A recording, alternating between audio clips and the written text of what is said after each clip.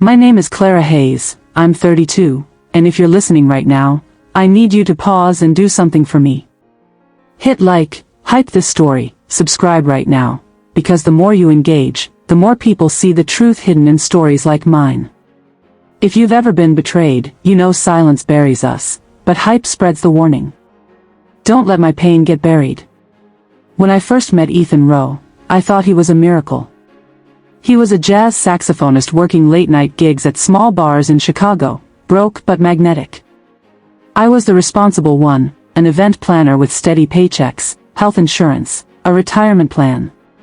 He had none of it, but when he played, people leaned in. I leaned in. Maybe I leaned too far. I gave him structure. I found us an apartment near Logan Square. I paid most of the rent while he focused on his music.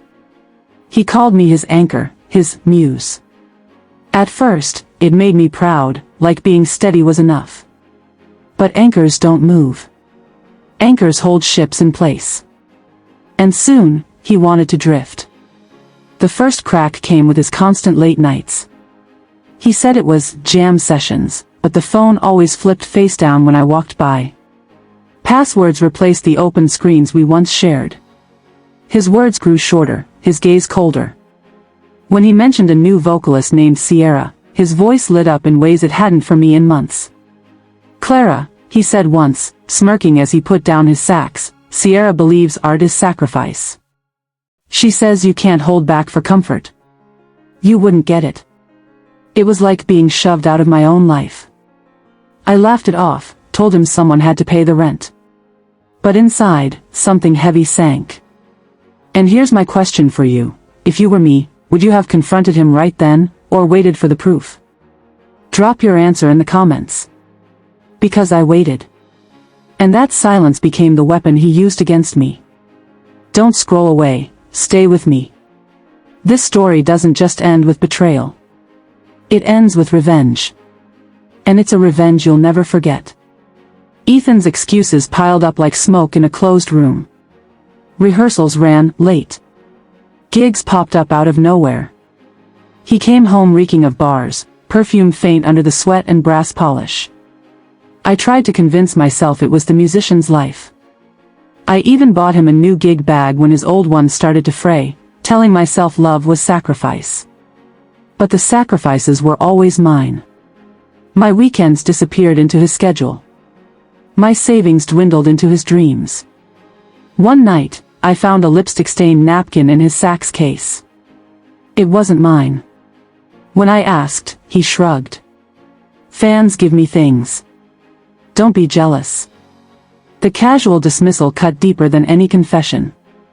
I stayed quiet. I told myself not to be paranoid. But silence was gasoline, and every word he spoke about Sierra was a match. He stopped calling me his muse. He stopped calling me anything at all. Tell me, what would you have done, walked away or dug deeper? Because I dug. And what I found set everything in motion. It was at our kitchen table, the one I'd bought on credit, that Ethan finally showed his hand. He didn't sit like a man ready for conversation. He sat like a man ready to deliver a verdict. "Clara," he said, "this isn't working. You're holding me back. Sierra understands what it means to give everything for art. You don't." I asked him plain, "Are you in love with her?" His smirk told me everything. "I've been in love with her from the beginning. You were, a stage I had to pass through. Do you know what silence feels like when it's sharp enough to cut?" That's what I gave him. No tears. No begging. Just stillness. Then I stood, went to our bedroom, and began to pack. He followed, sputtering, waiting for a fight. I zipped my suitcase instead. "You're not even going to fight for this," he yelled. I turned, keys in hand. "You didn't give me love, Ethan. You gave me a role. And I'm done playing it." The door closed behind me with a soft click. Not a slam. A final line. Would you have screamed? Broken something? Or would you have walked away like I did? My new apartment was smaller, quieter, and lonelier than I expected. The first nights were brutal. Walls echoed, keys clattered like accusations, and my chest ached with emptiness. But absence has a strange way of teaching you what presence never could. I started running again, pounding the pavement until sweat drowned the memory of his smirk. I reconnected with old friends, ones I had abandoned for his late-night gigs. They welcomed me back like no time had passed, even though I had been gone. I decorated my space with my own taste. I hung photographs of places I'd traveled alone. I bought plants and watched them lean toward the sun. Slowly, I remembered who Clara Hayes was before Ethan Rowe. But sometimes, at night, I would wake reaching for him. Muscle memory of the man who used to be in my bed. Those moments burned. And then they faded. Because what he wanted most, the screaming, the begging, the proof that I couldn't live without him, I never gave. That silence became my dignity. 6 months later, my friend Janine invited me for drinks. I almost said no. I'd grown protective of my peace, but something told me to go. The bar was crowded, laughter spilling over clinking glasses. I hadn't been in that atmosphere since before Ethan. For a moment, I felt normal. Until Janine leaned in, her eyes heavy. "Clara, have you heard about Ethan?" The name hit like a pebble in still water. Ripples spread across my chest. "No," I said. "I don't keep up with him." Janine sighed. "Sierra's engaged. To someone else. A producer in LA. Ethan's devastated. He didn't see it coming." I sat back, the noise of the bar fading into a dull hum. The irony was brutal. The man who abandoned me for passion had been abandoned for the same illusion. But here's the twist, you'd expect me to feel triumphant, right? To smile, to toast karma? I didn't. All I felt was clarity. He hadn't left me because I was lacking. He left me because he was chasing illusions. And now he was drowning in them. I sipped my drink, met Janine's eyes, and said softly, "I already knew I wasn't the problem. So tell me, should I feel vindicated, or should I pity him? What would you feel in my place?" It started with a single line, bland and calculated. "Hey, hope you're doing well." I stared at the screen, thumb hovering. Old habits whispered, respond, be polite, keep the peace. But I remembered the night I packed, the silence I had chosen. I put the phone face down and walked away. 3 days later, another text. "I've been thinking about you a lot." Still, I didn't reply. Then came the flood. Updates about his day. Apologies wrapped in half-truths. Confessions. "I miss our talks. I miss you. Sierra wasn't who I thought she was. Please talk to me." The desperation bled through the screen, a pathetic chorus from the same man who once told me I was holding him back. Viewers, let me ask you, if you were me, would you have replied? Ignored him? Or sent back the venom he deserved? I chose silence. But silence doesn't just kill love. It exposes desperation. When silence failed, he called. The first rang while I was cooking dinner. I let it go to voicemail. His voice cracked on the recording, trembling. "I know I hurt you. Sierra wasn't who I thought she was. You were always the one who understood me. Please give me a chance to explain." I deleted it. Then his mother texted. "Clara, please. He's not himself. Don't punish him forever. You were the best thing that happened to him." One of his bandmates called too. "You know him better than anyone. He needs you. Don't let him drown like this." Each attempt was a hook baited with guilt, dressed as concern. But guilt is just another leash. And I'd already chewed mine off. Tell me, would you have answered his mother? His friends? Or blocked them all? I didn't answer. I recognized it for what it was, not love, not remorse, but manipulation. And I knew the day was coming when he'd show up in person. Friday night. My apartment hummed with quiet, the lamp glowing, a book open on my lap, the kind of peace I'd built with my own hands. Then came the knock. Not a neighbor's polite tap. A thunderous, urgent pounding that demanded attention. I froze. My chest tightened. No one knocked like that unless they carried trouble. I walked to the door, peered through the peephole. It was him. Ethan.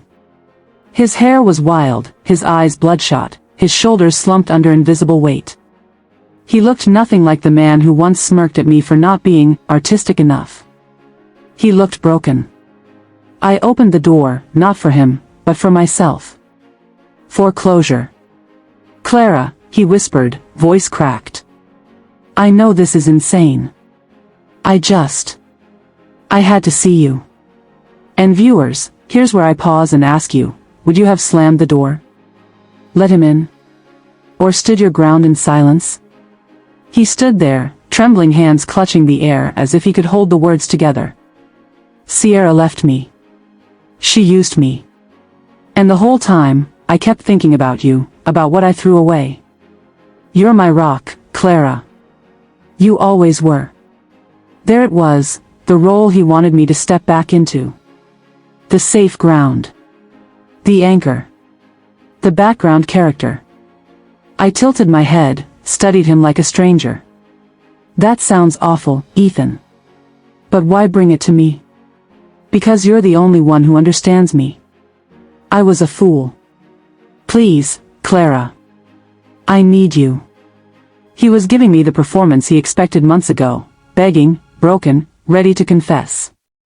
Only this time, the roles were reversed. Do you see the irony? The same man who once mocked me for my stability was now clawing for it like a drowning man gasping for air. Tell me, would you have pitied him? Or would you have remembered every cut, every betrayal, and held your silence? I stepped back, putting distance between us. My voice was calm, steady, colder than the winter air creeping through the hallway. No, Ethan. You don't need me. You need the version of me you left behind. And she doesn't exist anymore. His face twisted, panic flashing in his eyes. What are you saying? You don't forgive me? I'm saying I built a life without you. And it's a life I won't compromise again. You chose her. That choice doesn't vanish just because it burned you. Tears streaked his face. Please don't do this. I have nothing left. You're right, I said, hand resting on the door. You have nothing left. And that's not my problem. His mouth opened, but before another word spilled out, I closed the door. Quiet. Gentle. Absolute. On the other side, I heard a muffled sob, then footsteps retreating. On my side, I felt stillness. Not triumph, not pity, just truth. His chapter was over. Mine had begun. The texts kept coming. Dozens, then hundreds. Ethan poured out his desperation like spilled whiskey, messy, slurred, and reeking of regret. I stopped reading after a while, but one night, curiosity got the better of me. I scrolled. Among the apologies and confessions, there it was, a single line that told me everything I needed to know. You're the only one who can save me. I'm falling apart, Clara. Please don't let me lose everything. The words weren't about love. They were about survival. He didn't miss me. He missed the stability I gave him, the rent I paid, the meals I cooked, the structure I built. He wanted his anchor back. And in that moment, I realized I held power. Not because I answered, but because I didn't. My silence was his undoing. I saved every message. Every voicemail. Not to treasure, but to use. Because I knew the day would come when those words wouldn't just haunt him. They'd destroy him. It was Janine, my friend, who gave me the idea without even meaning to. Over drinks one night, she said. You know, Clara, musicians live on reputation. If people stop respecting him, he's finished. The words sat heavy in my chest. Ethan had always craved admiration. From Sierra. From the crowd. From anyone who'd listen. What if the very world he wanted to impress turned its back on him? I didn't want a screaming match. I didn't want slashed tires or broken windows. I wanted something cleaner. Smarter. Permanent. So I started small. Quiet. I shared his voicemails with Janine. Then with another friend who booked events downtown. Just whispers, at first. A drunk, broken man begging his ex to take him back. Pathetic. Whispers have gravity. They travel. The first time I heard about his unraveling, it wasn't from him. It was from the city itself. "Hey, didn't your ex play at Blue Note?" a coworker asked one morning. "Yeah, why?" I said casually. "Word is he bombed last weekend. Showed up late. Forgot half his set. People walked out." I smiled, but only on the inside. Outwardly, I shrugged. Sounds rough. Later, I scrolled social media. There it was, blurry videos, half-empty bars, comments like, "What happened to Ethan Rowe? Used to be brilliant. Now he's just sad." The illusion was cracking. The man who once dismissed me as too ordinary was unraveling in public. And the best part? I hadn't lifted a finger. But the more I watched, the more I felt it. Revenge wasn't about watching him fail on his own. It was about making sure his failure stuck. So I started planning. Musicians are only as good as their connections. Ethan had burned through mine, but I hadn't burned through his. I still knew people. People who booked venues. People who hired performers. People who whispered about reliability more than talent. So I fed them pieces. Just enough to plant doubt. A forwarded voicemail. A screenshot of a text. His words, not mine. "I'm nothing without you. I can't get through a set sober anymore. Nobody wants to book a liability." And in the music scene, reputation spreads faster than melodies. Weeks later, I saw it happening. Fewer flyers with his name. No headliners. Just background gigs at seedy bars, if that. The dream he left me for was shrinking around him. The irony? When he finally reached rock bottom, he still thought I'd save him. The message came late one night. "Clara. I know everything's ruined. But I have one last chance. There's a showcase next month. Please, come. Please. If you're there, maybe I can find myself again." I stared at the screen, laughter bubbling bitter at the edges of my throat. He wanted me in the audience. He thought my presence could rebuild his confidence. And that's when I knew how to end it. Not with a scream. Not with a fight. With a performance. His performance. In front of everyone. If he wanted me to come, I'd come. But not as his support. As his reckoning. When Ethan's invitation came, I could have ignored it. Deleted the message, blocked his number, pretended it never existed. But the truth? I didn't want to ignore it. For months, I'd watched him unravel from a distance, his gig shrinking, his reputation faltering, his confidence bleeding out through drunk voicemails and desperate texts. But this showcase? This was his last grasp at the dream he'd thrown me away for.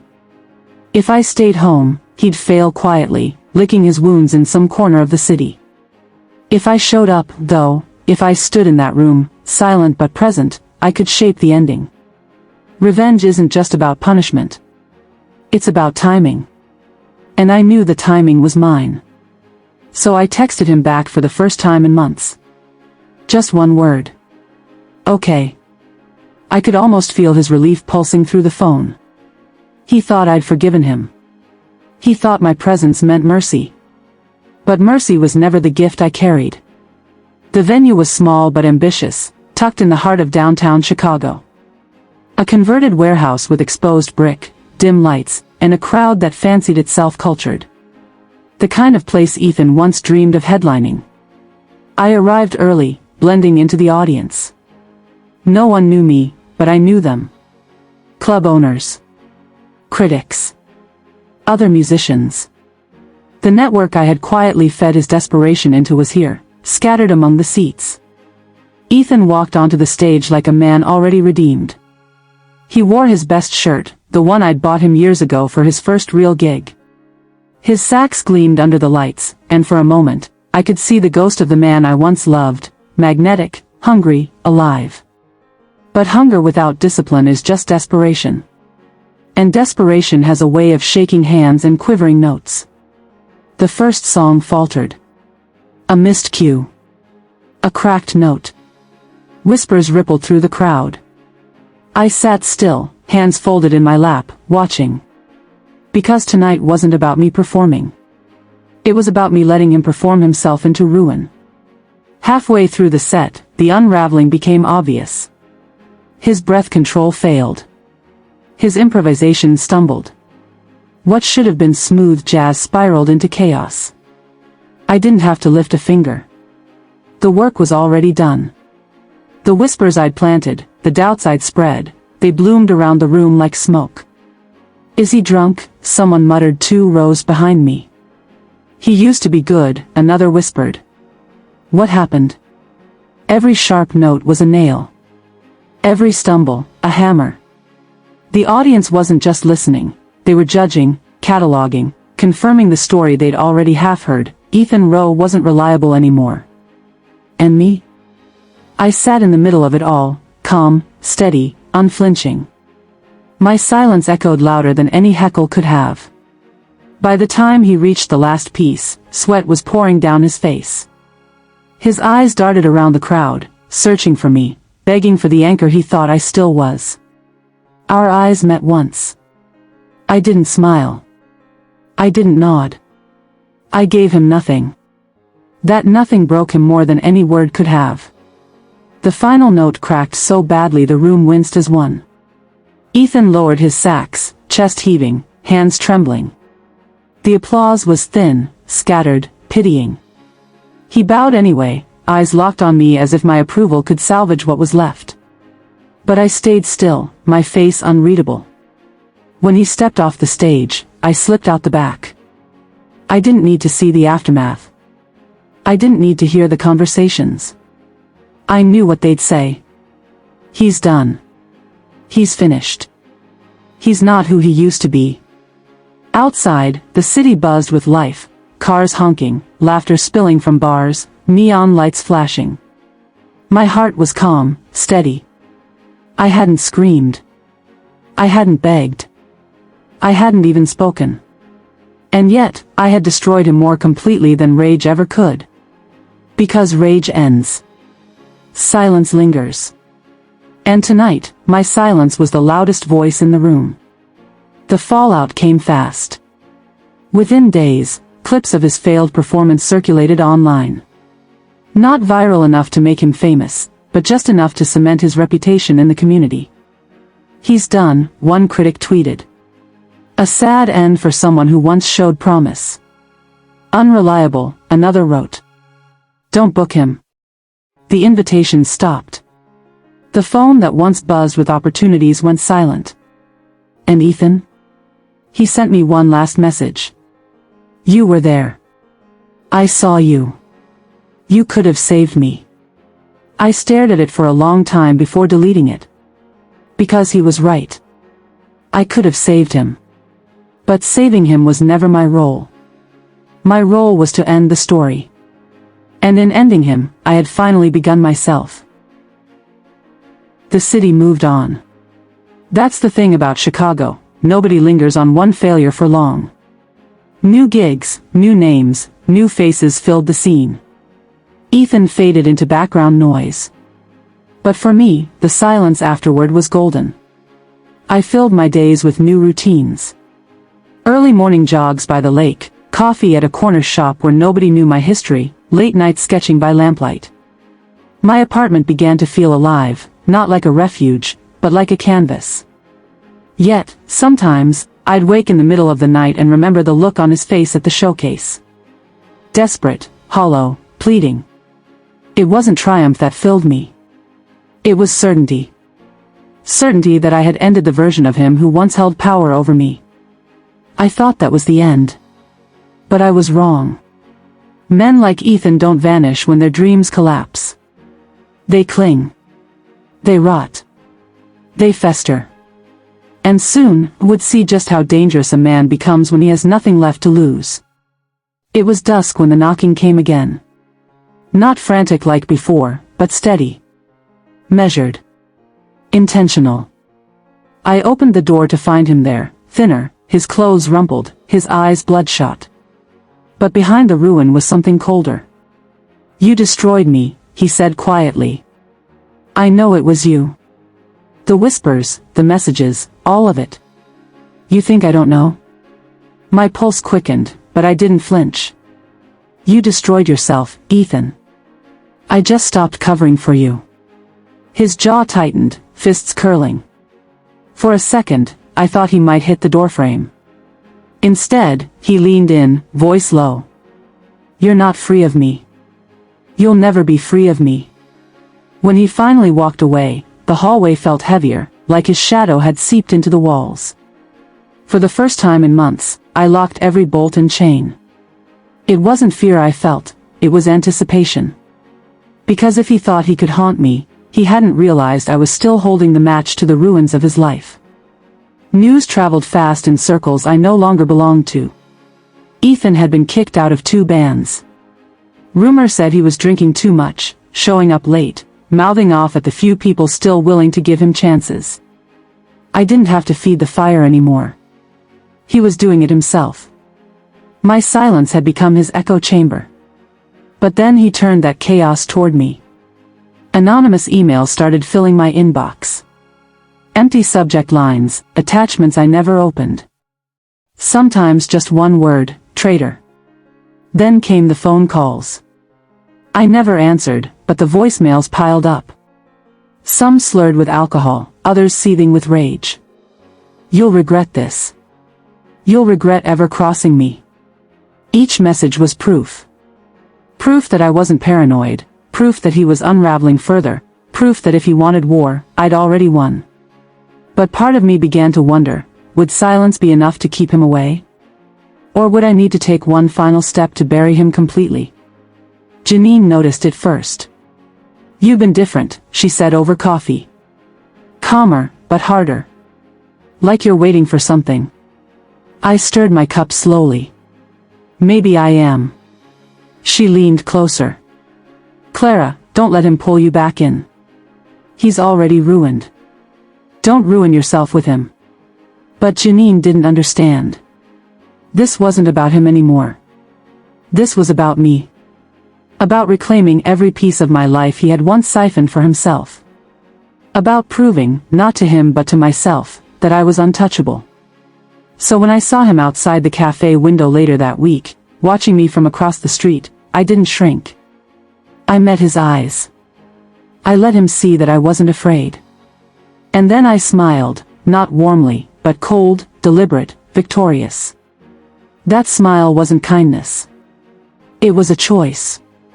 The choice to show him that whatever he thought he still had over me was gone.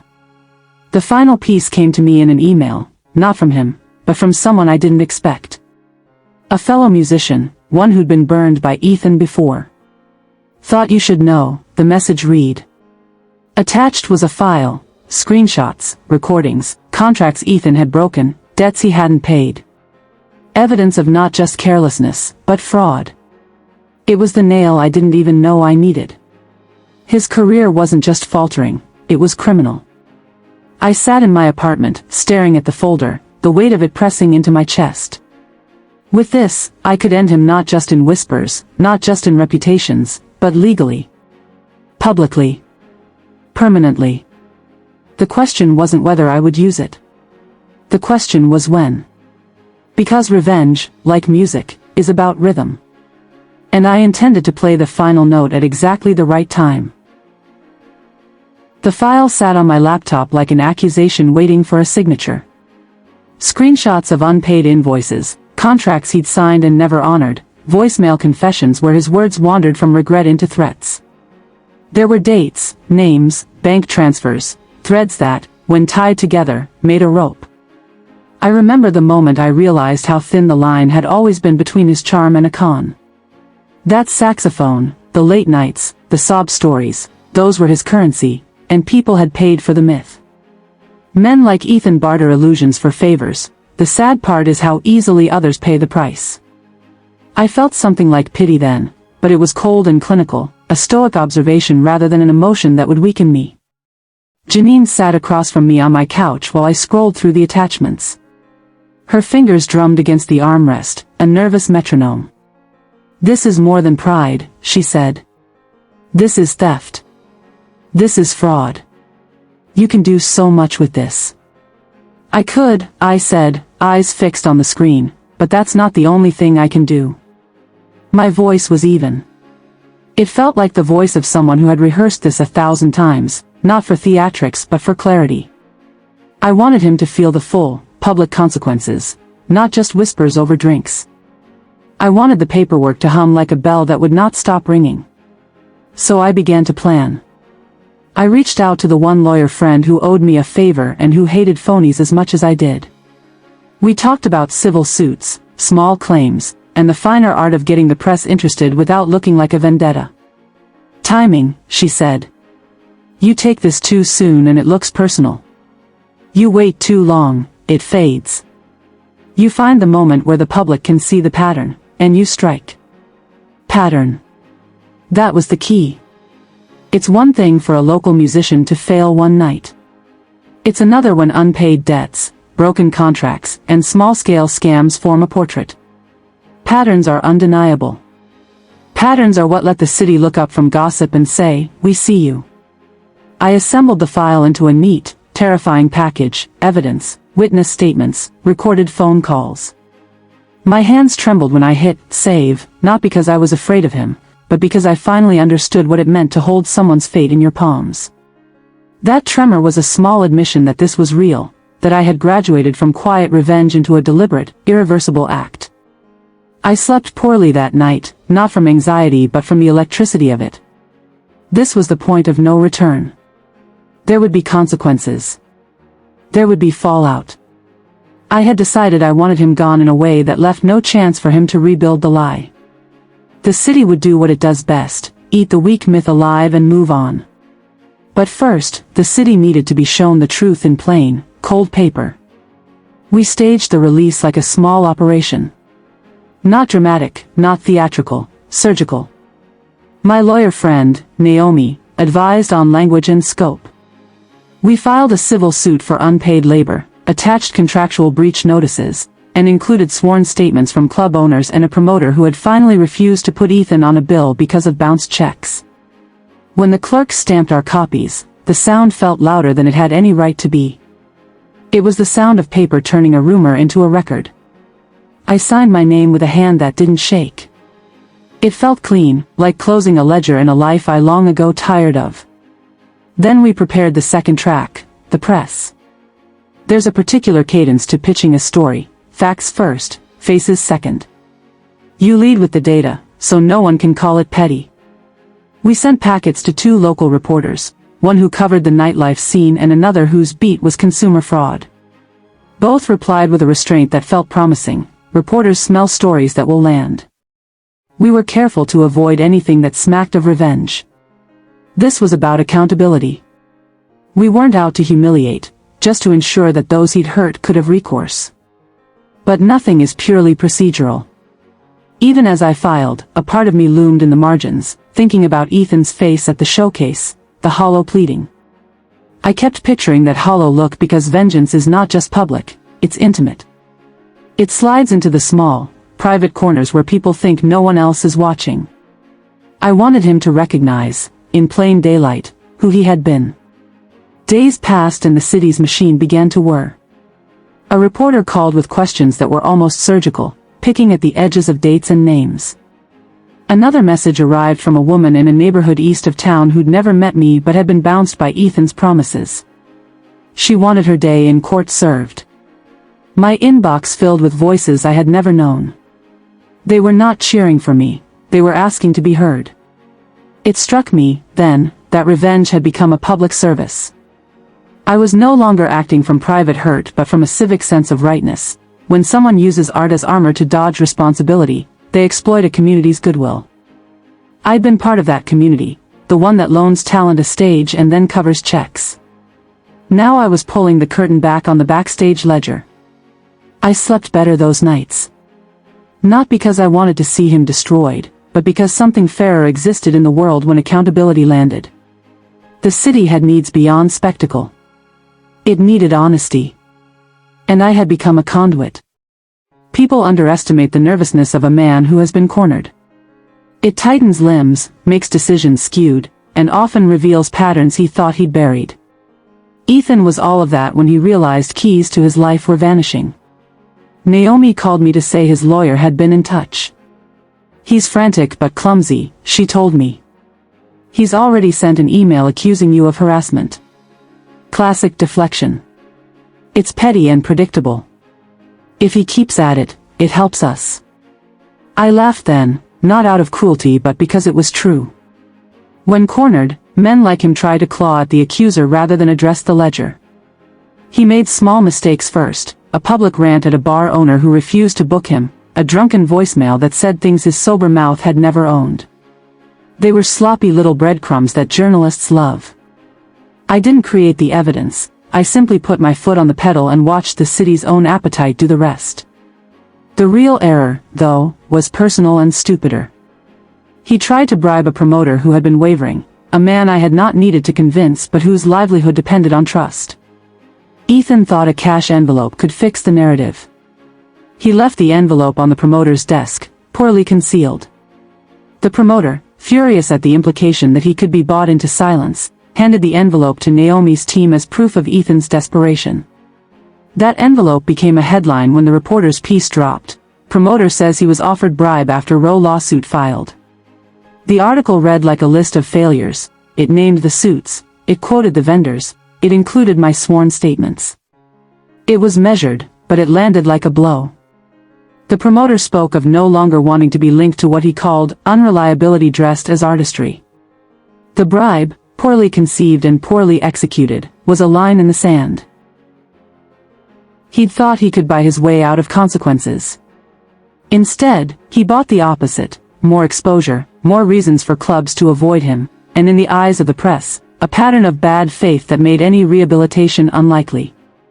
When the piece went live, I stood by the window of my apartment and watched the city lights as if they were a scoreboard. There was no joy in the score. There was, instead, a kind of relieved exhaustion. Every small mistake he made had cost him leverage. Everyone who once whispered for him now had the right to say out loud what they'd suspected. Revenge, I learned, doesn't require cruelty. It requires patience and letting people reveal their own nature. He revealed himself, over and over, and the city recorded each revelation. The reckoning arrives differently than you imagine. It isn't always dramatic. Sometimes it's the slow unspooling of appointments cancelled, of checks that bounce, of friends who stop picking up the phone. The law file, the press article, the promoter's testimony, those are the gears. The teeth grind, and the machine of consequences takes over. His phone stopped buzzing with opportunity. The gig lists showed no influx of requests. A museum that had once flirted with commissioning a soundtrack for an exhibit had rescinded its interest. A local record store that once featured his name on their poster wall replaced it with fresh talent. Slowly and then all at once, the network that had sustained his illusion fell away. He lashed out, predictably and sadly. There were angry posts, thinly veiled threats, and sometimes the plaintive pleadings that would be deleted as quickly as they were posted. He tried to find work outside the city, but communities talk to each other. Word travels farther than any flyer. The man who had once walked into a bar and commanded attention was now looking for a corner to survive in. One morning Naomi called. The voice was crisp, controlled. "We've settled," she said. Not because he had the money to pay, but because the threat of litigation and the press was too much. The settlement was small in the scheme of things, hardly the compensation for years of drained savings and emotional labor. But it was more than paper, it was acknowledgement. The legal system, for all its slowness, had provided a thin, rectifying line between deception and truth. Better yet, the settlement came with restrictions, public apologies, admissions of breached contracts, and a small restitution fund to the artists he'd stiffed. He would have to face the people he'd cheated. He would have to see their names tied to his actions in ways he could not spin away. On the day the settlement was finalized, Ethan arrived at one of the venues where he once played, not as a headliner but as part of a mediated meetup with the artists affected. He stood before them, slender, hollow-eyed, trying to make a face of remorse. I watched from the back of the room and felt the complex tangle of closure, not triumph, but an ending that smelled faintly of finality. When he apologized, his voice was thin. Some in the room accepted it, others did not. That's the truth of accountability, it's never neat. People forgive or they don't, but the point is the conversation happens. He could not drown the ledger in music anymore. The city had turned his art into an audit, and there was no going back.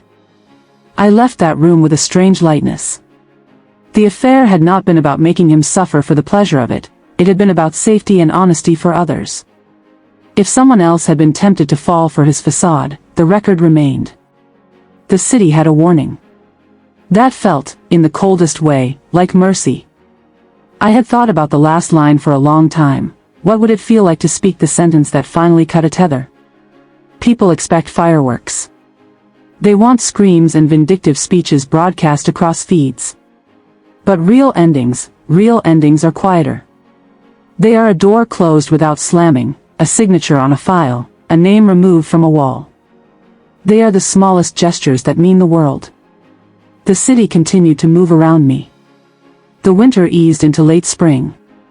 My plants flourished on the windowsill. I took a class at a community art center and laughed with people who had no memory of the nights I spent rebuilding my life. Life did not roar, it hummed. It was fuller for being patient. Ethan tried, one last time, to provoke a scene at a small private function. Predictably, no one offered him a prominent role. The world had moved on. He had become a cautionary tale. He drifted through the edges of the scene like someone waiting for a train that would never come.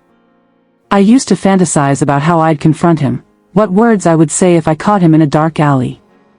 But the confrontation I wanted was never about spectacle. It was about truth landing where people could see it. It was about the ledger becoming public record. It was about the artists who'd been stiffed getting paid and recognized. When the court file was closed and the last restitution checks were delivered, I sat on my couch and let the silence fill the room. Not an empty silence, one ringing with a slow, deep satisfaction. This was not the anger of a person who wanted to punish. This was the relief of someone who had made the world place a necessary boundary on lies. So here is what I want to ask you, quietly. If you had been me, would you have taken the long, careful route? Would you have let the city do the work, or would you have burned things down loudly and publicly? People ask me if I regret the path I walked. I do not. I regret only the part of me that trusted too long. I regret, for a moment, playing the part of his anchor. But I do not regret the rest. I do not regret that I took the file, handed it to the people who could make consequences stick, and let the system, frustrating, slow, imperfect, do what it does, enforce boundaries. I do not regret that truth landed where it should. If you've stayed with me to the end, thank you. This story was never just mine. It's a warning and a permission, to hold people accountable, to make structures answer for deception, and to choose patience over spectacle when it will do more good. Now, one last thing. If this story hit you, if it made you think of someone you once loved or someone who used art as armor to dodge responsibility, I need you to do something simple but crucial. Hit like, hype this video, and subscribe. Not for me. For the people who still need their voices heard, the bar owners, the promoters, the artists left unpaid. Share this story so it becomes a record. Lies have consequences, and dignity can be quiet and devastating. If you're here right now, tell me in the comments, what would your last line have been?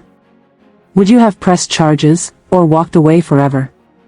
Would you have done what I did? Would you have acted differently? Thank you for listening.